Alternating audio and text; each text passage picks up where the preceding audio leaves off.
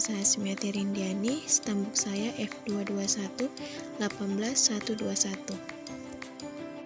Pada awalnya, arsitektur modern muncul sekitar tahun 1750-an di Eropa dengan berbagai ciri khas.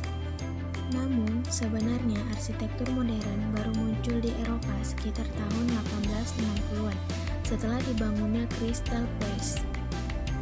Sebagai suatu reaksi akibat ketidakpuasan akan gaya arsitektur klasik dan kombinasinya pada abad 18. Sedangkan di Amerika, gaya ini muncul sekitar tahun 1880-an akibat adanya berbagai gagasan baru.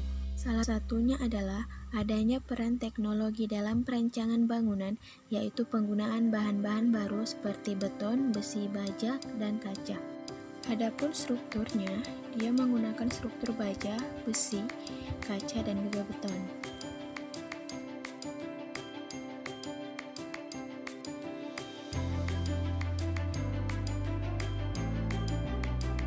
Arsitektur Art Nouveau muncul pada tahun 1880-an sampai 1890-an pertama kali di Belgia, terus menyebar ke Eropa dan Amerika.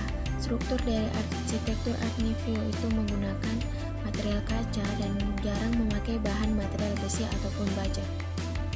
Gaya arsitektur Art Nouveau berada pada puncaknya pada tahun 1892 sampai 1902. Arsitektur de Stijl merupakan salah satu dari tren atau gaya arsitektur modern yang berkembang pada masa arsitektur modern, yaitu pada tahun 1920-an sampai 1930 sebelum Perang Dunia Kedua.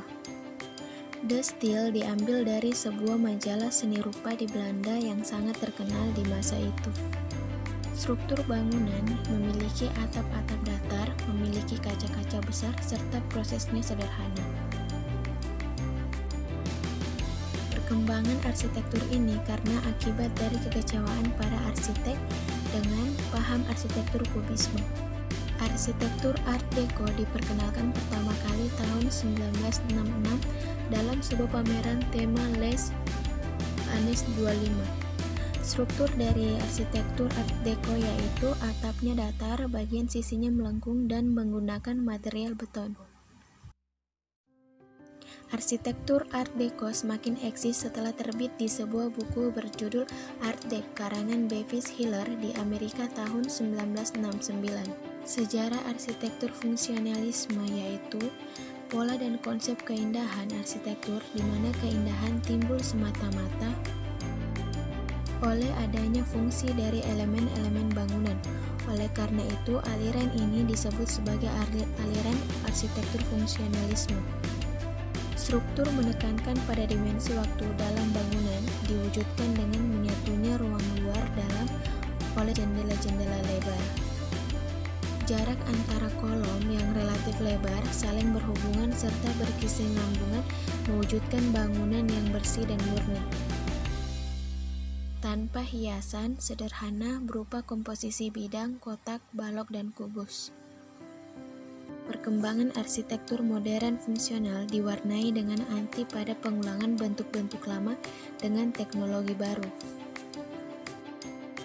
Sejarah arsitektur aliran kubisme adalah gerakan paling revolusioner dalam seni rupa yang awal perkembangannya berasal dari Prancis. Aliran ini terinspirasi dari seni lukis yang muncul dan mulai berkembang pada tahun 1910 sampai 1914. Strukturnya menggunakan beton bertulang. Perkembangannya, arsitektur ini tidak langsung diterima oleh masyarakat pencinta seni, sehingga menimbulkan pro dan kontra. Munculnya menyebabkan sebuah kejadian bersejarah, yaitu penggunaan mesin pertama kali untuk pemotongan hewan di Cicco. Aliran ini juga muncul karena adanya rasa bosan terhadap aliran-aliran klasik yang penuh dengan ornamen. Sejarah arsitektur metabolisme pada akhir 1950-an, sekelompok kecil arsitektur muda Jepang bergabung dengan pasukan metabolisme dengan visi masa depan kota dihuni oleh masyarakat, masa yang ditandai dengan skala besar, fleksibel, dan struktur diperluas yang menimbulkan proses perubahan organik. Strukturnya menggunakan baja, besi, dan beton bertulang. Perkembangan metabolisme adalah gerakan modern arsitektur yang berasal dari Jepang dan paling berpengaruh di tahun 1960.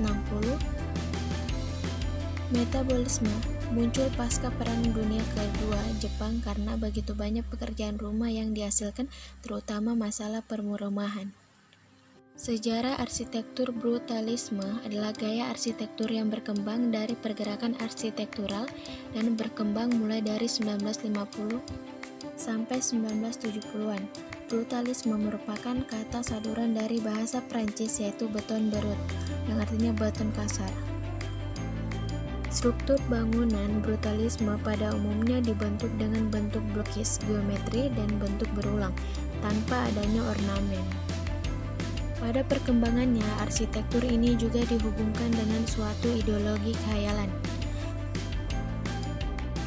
Brutalisme memperoleh daya gerak besar di Inggris sepanjang abad pertengahan 20 ketika keadaan ekonomi tertekan. Sejarah arsitektur organik berasal dari Amerika Serikat pada awal tahun 1920-an. Gaya ini mendominasi saat itu adalah gaya Victorian yang dipengaruhi oleh Eropa. Karena hal itu, para arsitek Amerika berinisiatif untuk menciptakan gaya arsitektur baru sehingga lahirnya konsep disebut arsitektur organik. Struktur yang digunakan yaitu struktur kayu, beton, bertulang, batu bata, kaca yang selaras dengan alam. Perkembangan arsitektur organik mulai populer saat memasuki abad ke-21 di mana terdapat suatu keinginan untuk bebas dari aturan klasik. Sejarah arsitektur monumental yaitu aliran yang berpijak dari karya simbolisme dalam bentuk sederhana, kemudian mengalami perubahan menjadi hiasan atau pralambang yang berkembang pada abad ke-19 hingga abad ke-20. Struktur yang digunakan yaitu kaca, beton, dan besi, baja, dan lain-lain. Arsitektur monumental berkembang mengadopsi arsitektur dari zaman Yunani hingga sekarang. Sehingga arsitektur ini memiliki ruang lingkup yang luas dan mengikuti perkembangan zaman.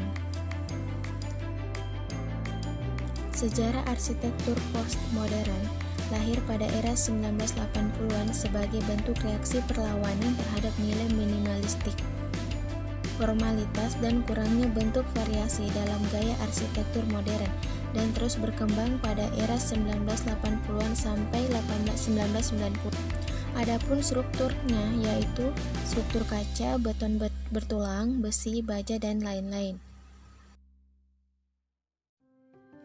Perkembangannya pada akhir 1990, arsitektur postmodern berkembang lebih jauh dan terbagi menjadi beberapa aliran. Dengan perbedaan pendekatan, arsitektur postmodern muncul karena menandakan bahwa era modern sudah berakhir pada tahun 1975. Munculnya arsitektur postmodern dengan karakteristik mengingatkan kembali pada ornamen, referensi sejarah, dan berbagai penggabungan berbagai unsur. Baiklah, itulah tadi penjelasan singkat saya mengenai hubungan antara arsitektur modern sampai arsitektur postmodern. Lebih dan kurangnya saya mohon maaf. Saya ucapkan Assalamualaikum warahmatullahi wabarakatuh.